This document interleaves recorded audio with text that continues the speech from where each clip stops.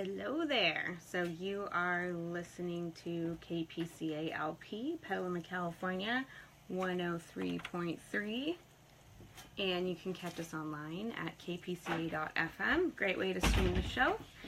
And the email, if you'd like to reach us, is kpca@pca.tv. And if you want to mail us something, you can catch at P.O. Box 2806, Petaluma, California, 94953. You are here with DG the 30-something in the State of the Union show. And I always think, it's been a year since I started my show, so I like to review, it's gotten some legs, so I like to review what it's really about, and so that if people want to be guests, or if people have topics that they're interested in hearing about, they can do that. So my show is every other Tuesday, 7 p.m. And it is a nonpartisan policy-based show.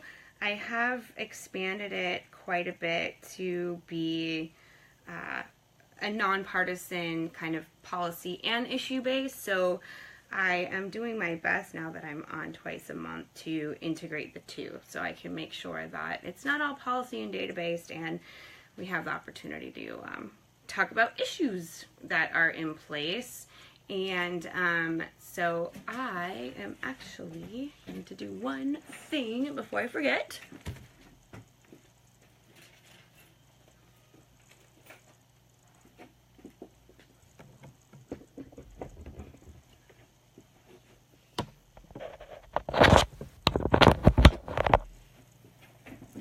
Sorry about that. I did want to make sure you didn't lose me on the feed because my phone died. Alright, so let's get back at it. Like I always say, we're learning as we go, so sometimes we have tech issues. And so I always like to mention that this does not represent the opinion of Petaluma Community Access. I wish I could be like the TV stations that do this whole like preface with the infomercials. I don't have it memorized yet, so of course, this show is representative of myself, and like I said, I'm celebrating. I had my year anniversary about 2 weeks ago, which was really exciting. My show was an accident, and since then, you never look back. It's been a year later, so we are going to dive into something, and I have to be honest with you, I've been relatively hesitant to cover this topic, not because it's not something I'm passionate about, but because it is something that has become so controversial. So, my show today is called The F Word. It is not the word you're thinking of. I am going to do a show and commentary on feminism. I do my best to make sure that my shows are info-based and, like I said, non-political. So I don't think, let me start by saying, I don't find this to be a political commentary whatsoever. I think that this is a topic that spans, the full spectrum of political beliefs. So I am going to go through the definition, a little bit about the history of the feminist movement, and then I'm going to kind of go into different issues of what's occurring during the current feminist movement. So I always like to start with the definition. People have a very different idea of what this means, and I have no judgment about people calling themselves a feminist or not. It is, again, it's a nonpartisan, both male, female can be feminists, and I think that's a really important thing to point out, because again, it's been stigmatized, and I'm going to get into this. So, like I said, let me start with the definition. So the definition, based on the Merriam-Webster dictionary, says that feminism is the belief that women and men should have equal rights and opportunities. Very simple.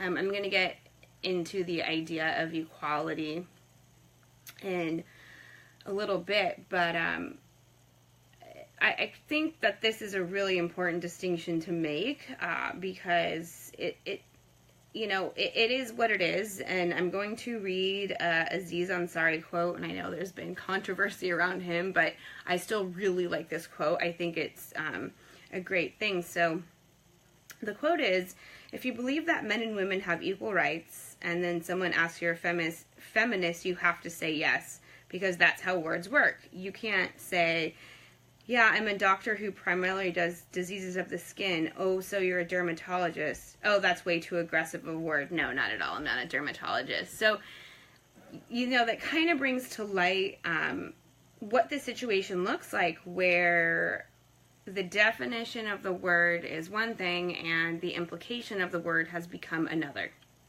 So, and again, I know people don't like labels.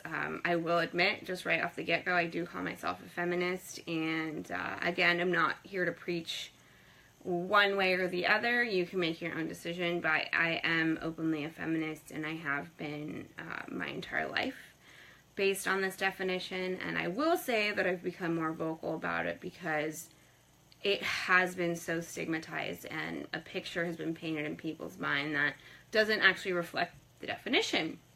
So this is a perfect opportunity to get in the history, and I have to admit, even as a feminist, that I didn't know the brevity of the history. I think a lot of us think about feminism starting in the 60s because that's the most current history, and of course you don't learn about this in schools. So that, in my mind, was kind of where the beginning of feminism was, but there has been 4 waves.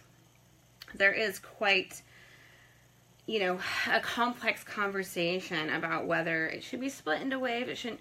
But I think after reading a lot of the history, I do think it should be split up, only because it's still about women's equal rights, but I think it should be split because through the centuries, the focus is different, and the mode of reaching people is different, and the movement is different. So I do actually agree with sectioning it into 4 waves. So the actual first wave of feminism, as defined by historians and people that are interested in this, was actually between the 16th and 20th century. This is a very huge first wave, but it talks a lot about how, even women's suffrage was starting to be talked about at this point, but it was a lot about women's rights and being able to have a say in matters, and they weren't property, and, this is in the early times is when the witch hunts were happening, and it was basically this response to the fact that only women were witches, only women were getting hung, only, all that kind of stuff. So it started from a very early time where women, not only in the United States, I'm kind of focusing on the United States history, there is actually an international history, and you can see throughout the entire span of the waves that similar things were going on all over the United States, but you can also see significantly through the 16th and 20th century how the rights and reflection of women was very different than today. However, there was a movement to address the many issues that women faced during this first wave of, feminism. So basically, the second wave, we kind of jump around here. The second wave addresses the between the 1960s through the 1980s. So now we're talking a little bit more about what, in my opinion, most people identify feminism as.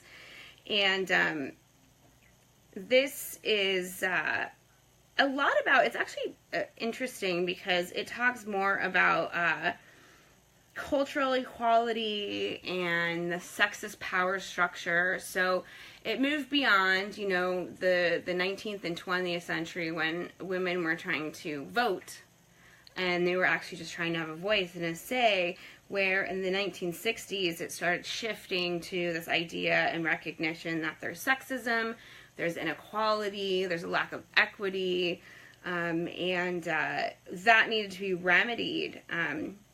And again, this is when women's suffrage was even advanced further, so the fight was going on for a really long time, and, we had to make this transition to actually ending discrimination in general. So again, it's historically speaking, I know we don't really tell a true history around the entire country, but historically speaking, there is, a huge shift from 16th to 20th century, and perhaps even that span should be broken up, but, a lot of the progress wasn't seen until the 20th century or after. It's not to say that women that weren't present in that area, in that time period, weren't doing as much as they could, because they were. They were fighting towards these issues the entire time. So I'm looking at my notes because this is actually, there's so much complexity to this issue. Like, I feel like you could teach, with a lot of the issues I cover, you could teach an entire class. You could probably teach an entire bachelor's degree, if not an AA degree, just about feminism and women's rights. So I'm trying not to get, too much into the woods, but I just want to make sure that that it's covered. And then, the other big thing that was crossed over in the first wave was the need of women during both World War I and World War II, especially in World War II, when because so many of the men, most people know the Rosie the Riveter, picture. And the big rationale behind that was that there weren't men around because they were deployed to do a lot of the jobs that were manly at the time. And so women had to fill that, position, but in my opinion, they wanted to fill that position because this entire movement had been going on for so long with women. It came down to this point where it's like, okay, we're needed, we can do this work, and we're going to do it. And this was a huge shift where a lot of women during this time were stay-at-home moms, or they did a lot of what we would consider domestic duties.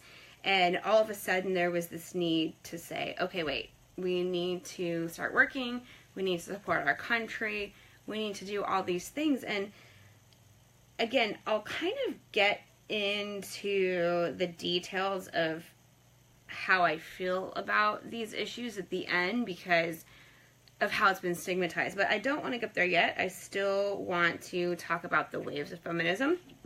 So there is the third wave, which is covers kind of the 90s, and it talks a lot about the exception or the understanding that femininity is not a reason that women are a detriment in all kind of thing, and it was kind of bringing to light, the allowance of the acceptance of gender and sexuality with women. And you can see a lot of this, again, historically speaking, that, we went from women just being able to vote and have a voice all the way to women are allowed to identify with their femininity, they're allowed to adopt their sexuality and their gender, and all these things are really important, and that it doesn't have to be defined by a man. That was kind of the big third wave of feminism. And then we have the fourth wave, and it started in 2008. This is arguably the wave we're in. Again, as you can see, the waves have become shorter periods of time, and I think a lot of that has to do with it took so many decades between the 16th and 20th century to make the progress that was being advocated for, that now the good news is there's a little bit more leeway and there's a little bit of faster progress. So the fourth wave is the wave we're in, and it's really interesting because one of the main things I read talked about how a social media campaign started, which is one of the reasons that feminism got traction again. And again, this is why it actually is important to note the changes, is because there's differences in how people reach people. In the 20th century and 19th, 20th century, you had to go out and you had to deliver brochures, you had to talk to people. That is still an amazing way to reach people, and I never want people to feel like they shouldn't do that as well, because making a human connection is incredibly important. But we can reach, all of a sudden, you know, between 2008 and 2018, we can suddenly reach people at such a high volume, which I think really changed not only the feminist movement, but it also changed very much the response to the word feminism. So again, this fourth wave kind of talks a lot about the current situation we're in. And so I kind of want to get into the next topic. Like I said, I think this is really fascinating. I didn't know a lot of this information myself, and, you know, all the specifics, because I obviously kind of fell in between the third and the fourth wave, and now we're in the fourth wave where I've been most active. So we're talking between age 21 and 31. I was super active in high school too, but because I came at the tail end of the third wave, I can't say that I necessarily identified with that. It was more the fourth wave's coming, and this is what's really going to impact our ideas. So don't mind me going back and forth, because I want to make sure that if people have questions or anything like that, that I can address them. And soon I'll be able to take text questions, which I'm really excited about, because it's a little less distracting than trying to deal with Facebook. So, just, I think, it doesn't matter what day it was, but just this week, I heard a radio personality, and the question was, when you're living in a house with your partner, house, apartment, would you, as a man, accept rent from a woman? And again, to each their own. It's your decision how you want to do this. I know in California it's very difficult to live on a single income. And it went back and forth. They had all the different radio personalities answer, and it went between, yes, I am old-fashioned, I wouldn't let the woman pay. Most of the women said, I want to contribute something. You know, whether it was monetarily or, you know, however you define your contribution. Again, that's up to every individual. But there was one that I had to keep the station on so I could listen to her answer, and it wasn't entirely flawed, but she said that women shouldn't be treated equally to men based on the basis that men and women are different biologically. We have different capabilities, and men should be treated like men and women should be treated like women. That automatically made me cringe. That's one of those statements where you're falling into the definition of social norms in order to treat people one way or the other. Don't like that. I don't like anything about that. However, what she did say at the end is that she believed in equity.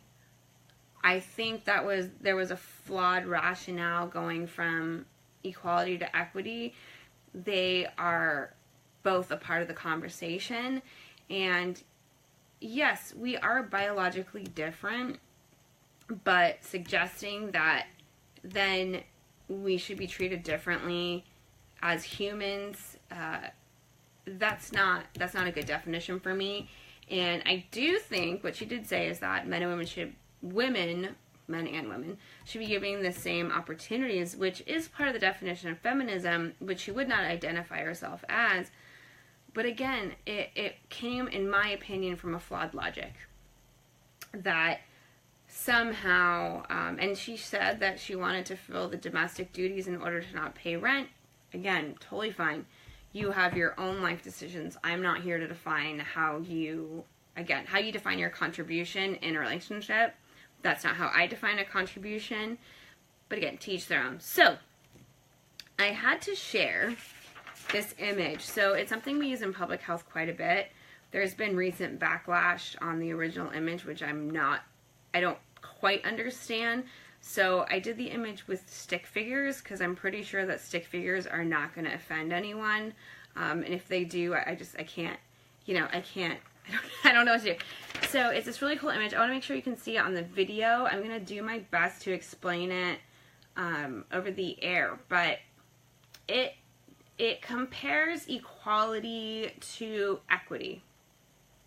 So, equality, so basically for those that are over the radio stream, there is a fence where the people are watching. I think the original image is a baseball game, and it was actually created by someone that worked for the public health department. And I'm sorry I don't have that person's name, but if you Google this image, you'll get it.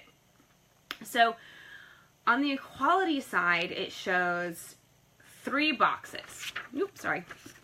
I don't know if you can see that lighting my face. I'm going to hold it closer. You're not going to be able to see my face. But so on the equality side, each individual is on the same height box. However, each individual is different heights. So, you know, the image shows that basically only the tall person can completely see over the fence in order to watch the baseball game. On the equity side, it shows that each person, stick figure in my case, each stick figure is standing on a different size box so that they can all see the baseball game. So this is a very simple representation, but I think it's an amazing one. You know, the first time I saw this, it explained the difference between equality and equity so eloquently. So I hope everyone's seen it on the video feed. I hope everyone on the stream kind of understands what I'm saying. So I want to you know, further explain this. So I don't think that equality and equity are necessarily, you have to choose one or the other. I think that both of them go hand in hand. The idea behind this graphic is that we, and even within the definition of feminism, which I think probably should be rewritten, is that we talk a lot in this country about equality. Sometimes it's just the messaging of people not knowing what other word to use, but often I think it's what really people believe in. They believe in equality. But the shortcoming with equality is that, again, we're giving everyone the same size box to stand on to see over the fence. And that's not an adequate solution because everyone wants to watch the baseball game, and just because you're short, you shouldn't be able to not see over the fence. Again, I'm simplifying this. I'll do it at the end. So the idea with equity is giving people the proper tools, like a box that makes them, you know, the shortest person to be able to look over the fence. You're giving them the proper tools to all watch the baseball game. So the reason why I think this image is so effective, because it goes to show that equality doesn't actually provide equal opportunity for people. It provides the same thing with the expectation that then that same thing being provided will accelerate that person's opportunity. Equity suggests that we need to provide people with all the tools so that they can be successful.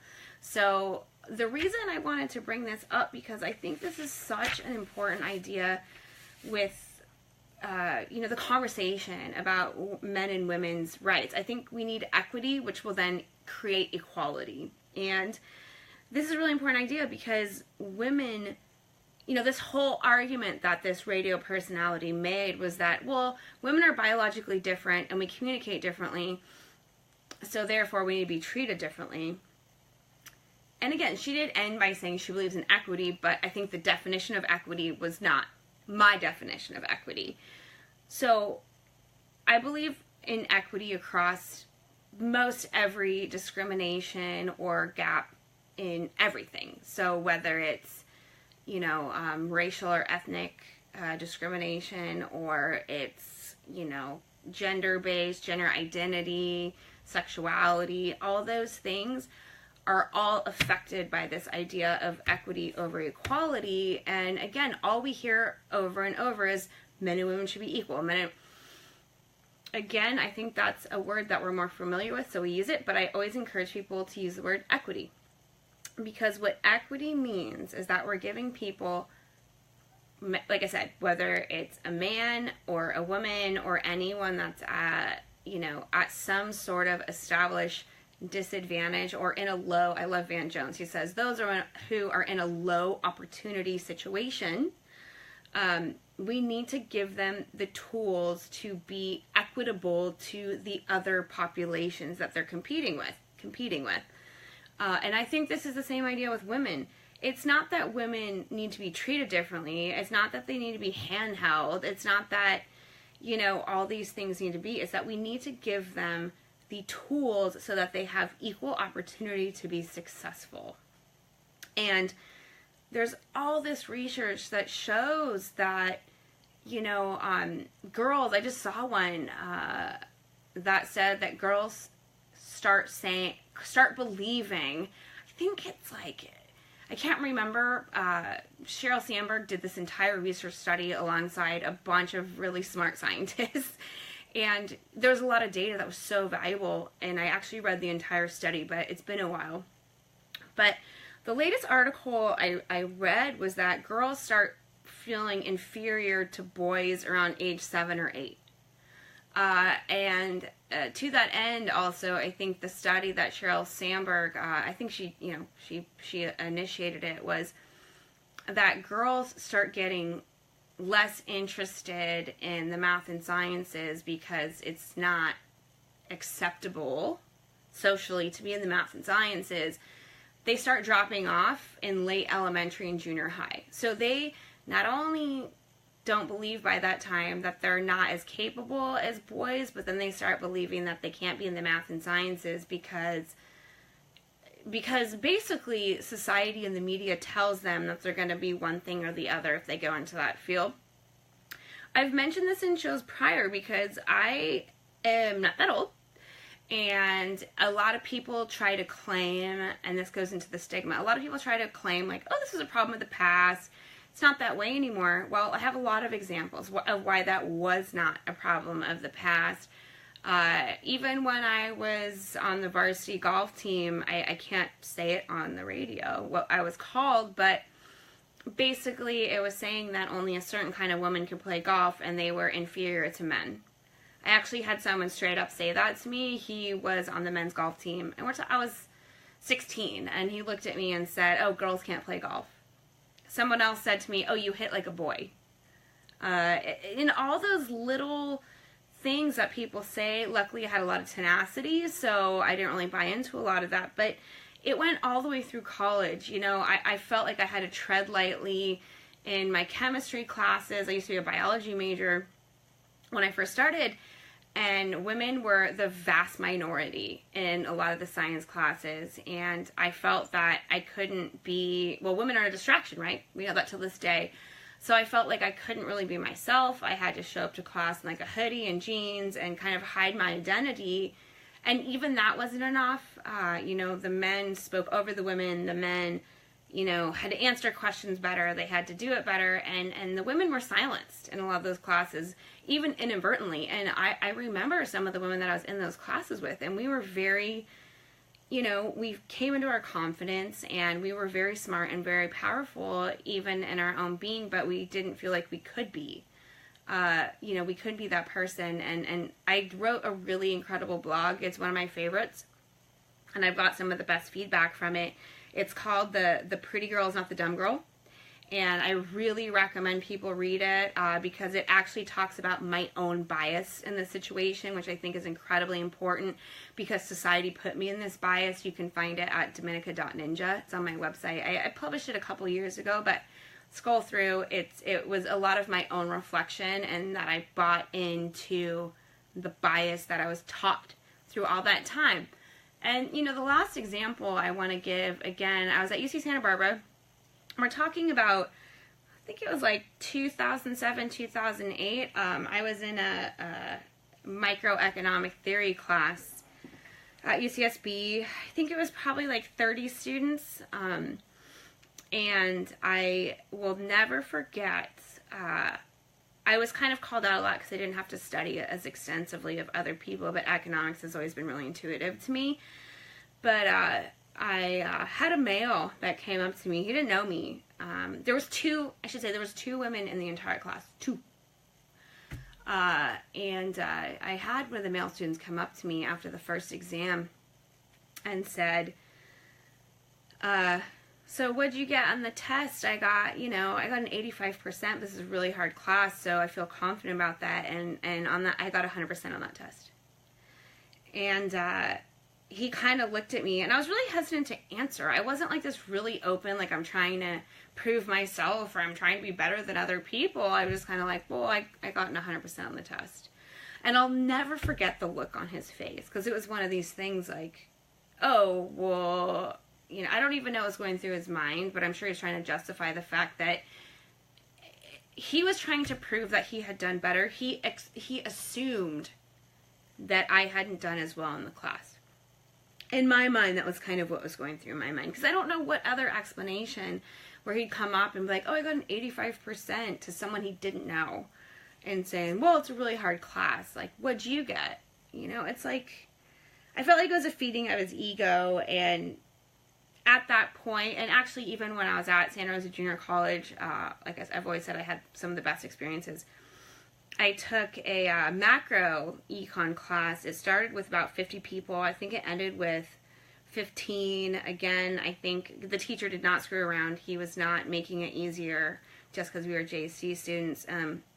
Like I said, I think it started with 50. It ended with 15, maybe 20 at best. There was 3 women in the class, but I will never forget, this teacher has affected my life forever. Before I went to UC Santa Barbara, doing this out of chronological order, but he affected my life because he came up to me, and I again, when there's a small handful of women in a classroom, even at age 20, you start to feel this lack of ability to speak up, or this lack of ability to be smart, or, you know, all these things go through your mind. And at that time I was pretty shy, and I didn't want to, you know, it's almost like I didn't want to be smart. Like, I knew I was really smart, but I didn't want to project this idea because I wasn't allowed to.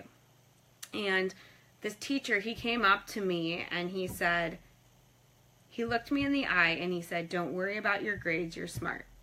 He's like, however you come out of this class, you're smarter than most everyone in this class.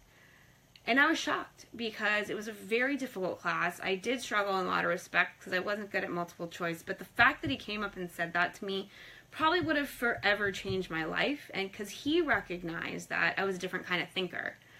And, you know, that's a really powerful thing because I was struggling so much with being okay. And he also embarrassed me. I ended up taking micro econ theory with him the next semester. And I had to leave early because I had a conflict with one of my other classes. And I stood up and he said, you want to be friends with her because she's smart. And I just had this whole, you know, just like, oh my God. And I think I ended up only getting like a C+ in the class, or, you know, I wasn't an A student in that class because I struggled a lot. Again, I struggled a lot with memorization of information and standardized testing.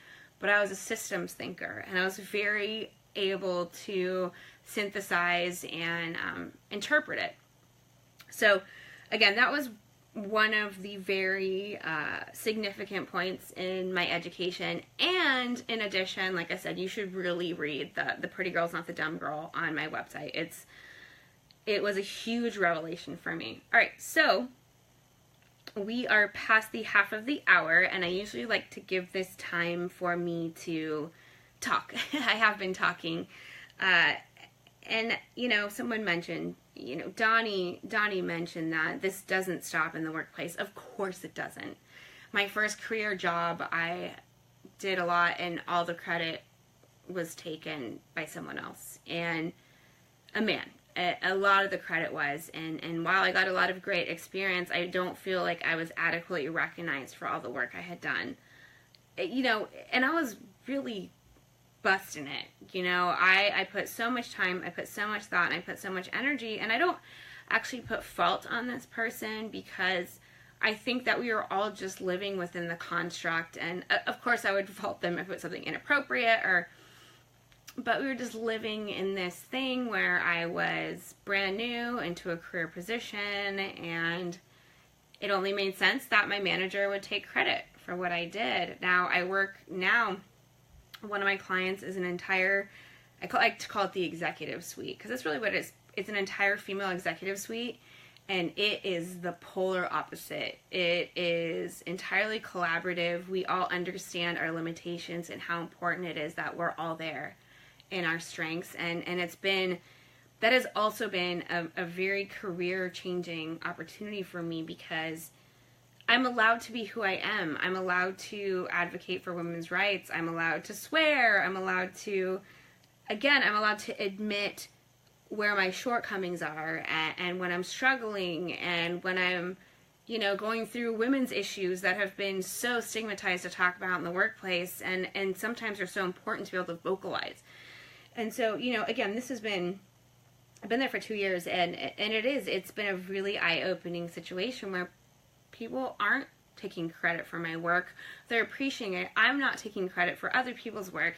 We're working together. We're empowering each other. We talk, we communicate. And, you know, speaking of feminism, this is why I think more women need to be in power. And it's not to say that we can't collaborate with men, but just working in this dynamic has showed me that the collaboration it's available. It's available there. And again, it can be so impactful and so successful. Like, we've worked so successfully together. It's a wonderful thing, and I like it, and I've really vocalized to this client that it's been incredibly important and powerful to my career, because I've spent the last 5, almost 6 years for my company fighting. I constantly feel like I'm fighting for a place, and it sucks. Like, women shouldn't have to fight for a place in their expertise and in their workplace. Like, I have all the credentials, and I don't want to fight anymore. But we know that a woman applying for a job has less of an opportunity. So this goes back to equity, just based on your name. And we know people of color, if they have a more ethnic name, I don't really know how to describe it, but if they have a name that kind of indicates their race or ethnicity, they're less likely to get an interview. The same is true of women, especially women of color. It's even worse, is that you're way less likely, especially in certain positions. If you're interviewing for jobs and positions that are traditionally women, like teachers and nurses and all these things, then it is. And this is a big conversation. I'm kind of digressing, but I think it's an important part of the conversation is that, and does talk a lot about this, is that one of the main pushback arguments about the discrepancy in men's pay versus women's is that, oh, well, women just take lower paying jobs. Why do you think that is? If we're talking about 8-year-olds feeling that they're inferior and not as smart as men, and then by junior high, they don't want to do computer science, biological science, all these things, which we know right now are higher paying jobs, why do you think that is? You think that's by chance? You think that women are just like, oh yeah, I just want to take a lower paying job because that's where I want to be? That is such a flawed logic. Don't tell me that argument, because I till this end will debate that argument with you forever, because there is no proper rationale with that argument. Sorry, you know, I like to get aggressive, but that's something I really, really do not agree with that argument. And again, if little girls don't think they're as smart as men, why would they pursue management roles? Why would they want to be smarter? Smart women is not a desirable trait, unfortunately, across the board. And again, I'm not judging people's life choices. You make your own life choices. Not everyone wants to go into a vigorous career. They want to be in certain positions. Again, that's your own decision, but then don't judge women that want to have equity and they want to have equal opportunity. We're all in this together. And I always say, if women could come together, because we've been bid against each other by society, we could take over. We would be the most powerful force there is.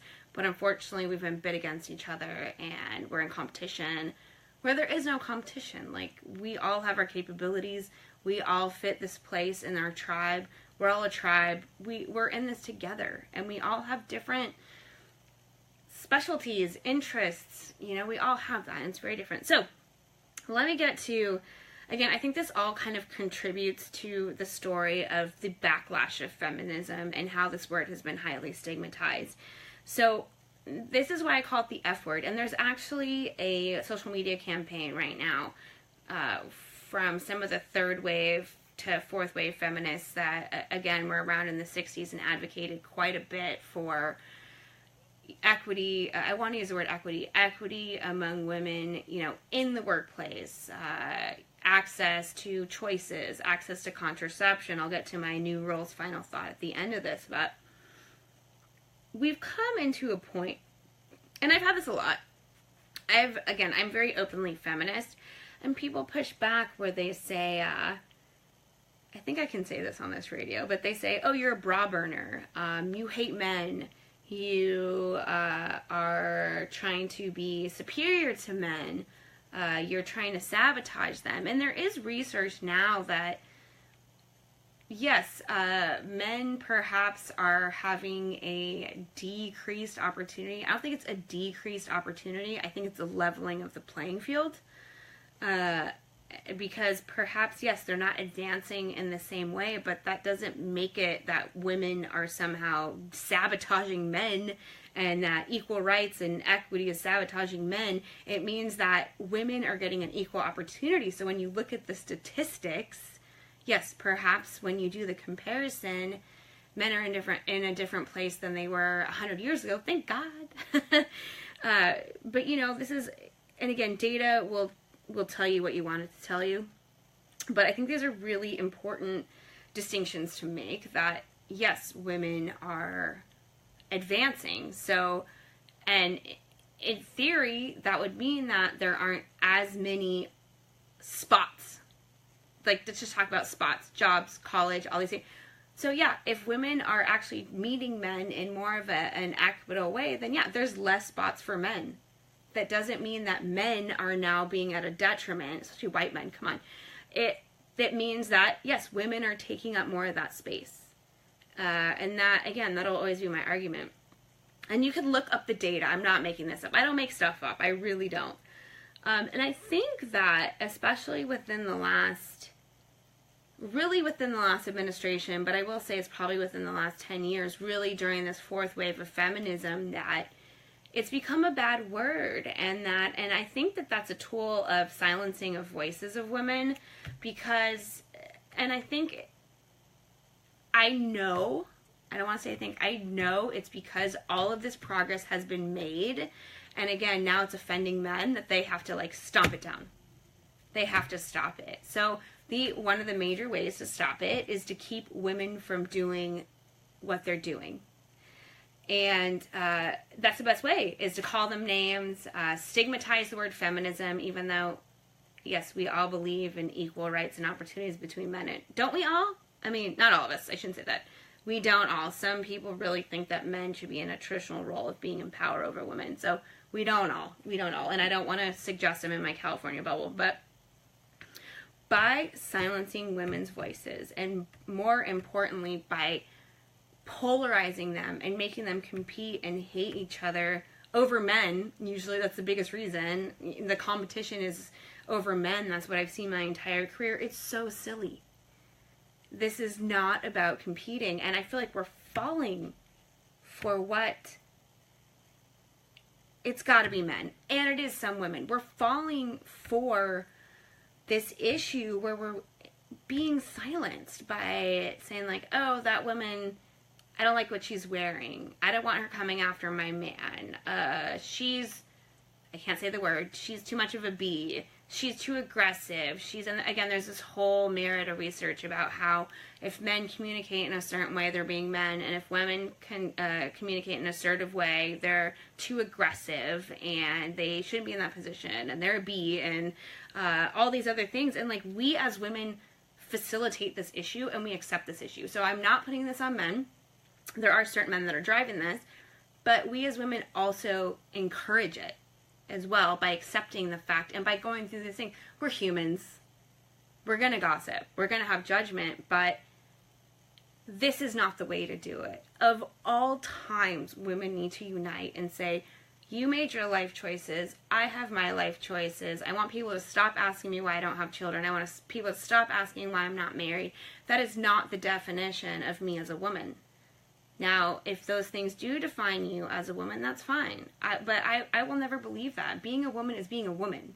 And soliciting that power and making choices. That's the whole thing about feminism, is allowing women to make their own choices. And providing them with equal opportunity to make those choices. It has nothing to do about what that choice is. It's by allowing you to make the choice. You know? And that's what's so important, and I think that's what's so misconstrued. And I really think that we need to take time to repaint this picture. Again, I will never tell someone how they should identify themselves. I know a lot of people don't like to be categorized, but I think that this is such a broad thing. You know, this is such... To say that you don't believe in women and men having equal rights, it just doesn't make sense to me. We're human. Even a lot of progressive people, like this radio personality, she's from San Francisco. She's not, you know, this old-fashioned conservative, in my opinion, and she's just saying that men and women should be treated differently because they're biologically different. They have different capabilities. That in itself is falling victim to the messaging that we've been fed for years. Decades, since the 16th century, we've been told that we do not have a voice, that we need to be in competition, that women who speak out are witches, and, you know, they can't live, and those who unite, a lot of, you know, the more pagan witch rituals was about creating a community, and there was nothing ever wrong with that. It was a threatening move by women that they were actually going to have a voice and have a push, whether you believe in that lifestyle or not. And, you know, I feel like this has been continued. It's a modern day witch hunt. I think that the backlash of feminism is a modern day witch hunt to completely silence and inhibit women from vocalizing this issue. And we do have a lot of really prominent women that represent this issue, but I do think in the day-to-day that it's still heavily stigmatized, and it makes women uncomfortable to call themselves a feminist. And again, you don't need to. If you don't want to, you don't need to, but, you know, my encouragement, and again, it's women and men, but again, I feel like men have an easier time kind of identifying themselves as they want to. I want men to support this issue. I think it's great, but at the end of the day, this is women's work. This is work that women need to do to repaint this picture of feminism, push back on how we've been taught to act and react. And again, you know, this isn't a partisan issue, and it really isn't. Women's rights, you know, women wouldn't be in office today if it wasn't for this feminist movement. And for women in office to then go back and negate the fact that this is a valuable movement, I think is, again, I think it's a representation of them feeling like they have to be in a certain position or the other. I don't care how conservative you are. As a woman, you know, fighting against this ability for women to have equity is, it is interesting. I'll keep it at that. Again, I try to keep my shows, like, again, I'm not trying to preach one way or the other. I'm presenting the facts. I'm presenting my analysis of the facts, and again, the data, while I didn't really I didn't want to reverb a bunch of the data, it's out there. And you can see how little girls are affected by this overall culture of women being silenced and not being smart. And that's one of the devastating things I've ever heard in my life. And I've met a lot. I've worked with children throughout my entire career. And I'll ask them what they want to do. I actually worked with she was a preteen. And we were doing this activity which was like encourages engineering capabilities with little girls as targeted toward. It was built, it was designed by, it's called Goldie Blocks. It was designed by a female engineer who had faced all this adversity through her career. And she was a very successful engineer. I think it's one of the highest grossing campaigns on, I can't remember if it was which campaign company it was online, but it was, I don't think it was Indiegogo, I think it was one of the other ones. But anyway, it was the highest grossing campaign for a toy. And so I was working with this girl. It's the first time I'd ever seen Goldie Blocks, and I'm so glad I have, because I buy it for all my friends and, you know, my niece that have, all my friends that have daughters and my nieces, because I think it's an important exposure. But she was so good at, she taught me how to do it. I'm like looking at the instructions. I'm like, I don't know how this works. And her intuitively, she put the whole thing together and showed me how it works. Again, it talks a lot about, it shows a lot of mechanics and engineering. But then I asked her what she wanted to do when she grew up. And she looked at me and she said, well, I don't know. You know, my parents want me to be a teacher or a mom, or, you know, they want me to get married and have kids. And I remember looking at her and say, all right, well, and we're talking, like I said, a preteen, maybe junior high. I remember looking at her and saying, you know what? Have you ever considered going into a field like engineering? You're obviously really talented at it. The activity we just did was completely intuitive to you. And it wasn't intuitive to me. And I'm great at putting things together, but it wasn't as intuitive to me as it was for her. Like, she looked at the pieces and was like, it's done. And she looked at me and she said, oh no, I don't want to do that. And I said, why don't you want to do that? That'd be a great career for you. And she's like, no, I don't want to do that. That's what boys do. Case in point, there it is. And she thought that, you know, she went on to say that, well, you know, I want to be a girl. I want to do things that girls do. And I'm bullied a lot at school because I'm not really into that kind of stuff. So I want to figure it out. And that was devastating to me. But it was proof that this is still going on. We're talking about like 2 years ago. This isn't, you know, 50 years ago. This is 2 years ago. Just like a lot of my stories when I had to fight. So these things are still going on. Little girls are still, not little girls, like we're talking about junior high, high school, they automatically think that if they go into these roles that they are not going to somehow fit the stereotypical definition of a woman, which they won't.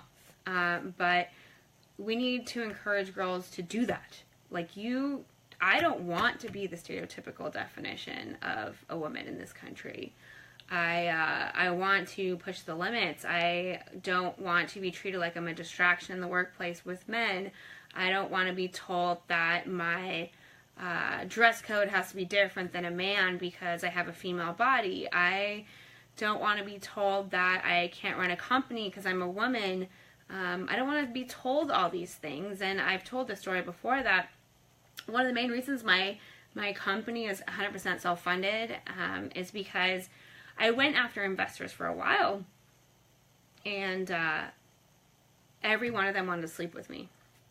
That's how I was going to get equity. Again, I don't think I'm entirely pushing my limits on this radio, but why not? We're talking about a topic that it needs to be talked about, like most topics I'm talking about. So these issues are real, and they are relevant, and they need to be addressed. There's no overnight solution. It's not like we're going to wake up tomorrow and be like, okay, I have the solution for completely changing the culture and the stereotype of men and women. Again, I always speak on behalf of myself. I am not speaking on behalf of men. They have their own basket of issues they deal with. I'm telling my own story. It's been a huge uphill battle. And, you know, one of the things I did want to reiterate is that in the 20th century and early in the 21st century, one of the major things that was being looked at was contraception. So we know that condoms actually came into fruition a long time ago. We're talking in ancient times. They found remedies in very creative ways to, I can't remember, I looked it up today, but we're talking like very long time ago, not like ancient times, but that's a little bit of an overstatement, but hundreds of years ago they found solutions in order to remedy this issue. And Catholics use something called the rhythm method, and I don't want to get into that, but again, that is a method that's been used for a really long time. And so I use that as a segue because I made a post today on Facebook on my personal page, and I really think it is an important thing to share. I think I'm going to try to do so. Just for those who haven't been tuning in, I did just expand my show to twice a month. I'm going to try to do one that is very policy and database based on the time. So a lot of the policies I addressed are like what's happening right now. Like I've done shows on DACA, and I did a show that's called The War in California. Again, they live on my Facebook page if you want to, this Facebook page if you're tuning in. And then they also will live on the Dominica.Ninja website, so that you can if you're not on Facebook, you can catch up on topics that you're interested in.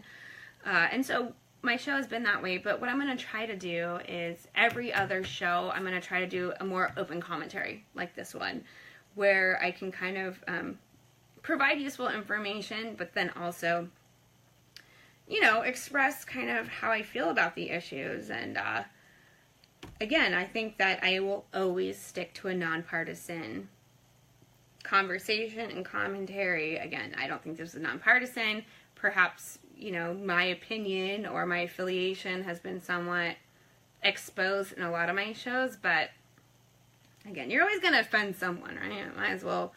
My life has shown me that I'm going to offend someone, so, you know, there's only so much you can do. And when you're presenting fact and real stories and real feelings, if that offends someone, then, yeah, that's their problem.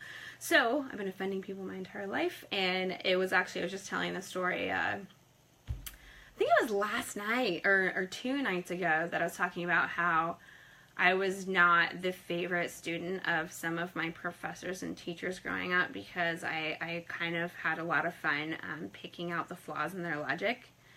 And stronger professors challenged that and accepted that, and then some others didn't know how to deal with it, and so they got defensive. And I had a philosophy teacher.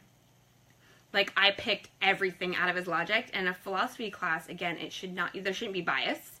You're talking literally about philosophers and their interpretation of different things. There shouldn't be a presentable bias, and he had a presentable bias. And so I'd pick apart his comments all the time, and I had an oral final, and he said, you know, I have to take a second to apologize because I learned a lot in this class because I didn't know how to deal with you. I didn't know how to deal with this pushback that you provided for me. And I learned so much through it. And, you know, he openly said, like, a lot of my students just kind of sit there and they take the class and it fits, you know, their general education requirements. They don't really push back. And he's like, you push back so much that I learned how to have a proper debate with someone and not just get defensive and go through this whole, like, you're wrong, you're wrong, you're wrong. Philosophy class, really any class, but a philosophy class especially, that's not, you can't do that. You're supposed to ask the right questions. Since then, I've had really incredible philosophy teachers, especially at UC Santa Barbara. It's something they're known for. Religious studies, black studies, and philosophy is something UCSB is lesser known. It's lesser known, but they're known for. Incredible departments and teachers. So, I'm going to end with that segue from contraceptive rights because I think it's still a fight.